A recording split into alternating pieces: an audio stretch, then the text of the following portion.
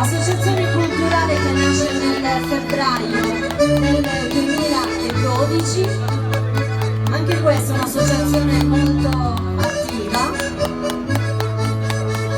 e hanno fatto un lavoro bellissimo di ricerca proprio sull'abito tradizionale, e infatti, come potete vedere, non tutti appunto i componenti indossano lo stesso abito proprio per mostrare le diverse varianti.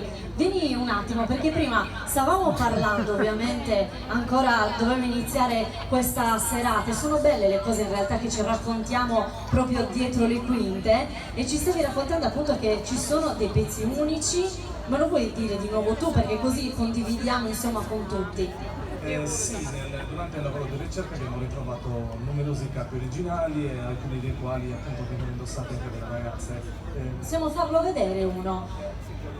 Due tazzolini che indossano le ragazze, anche la ragazza con suo anello, con lo scialle, quasi tutte hanno qualcosa di originale addosso.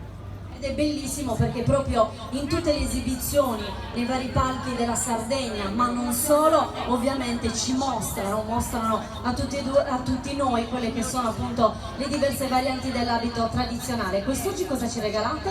Oggi facciamo già balli, i balli tipici della nostra area, del nostro paese, che sono Suba Rosario, che sarebbe il ballo che noi chiamiamo così per differenziarlo dall'altro ballo nostro che sarebbe Suba Rosario.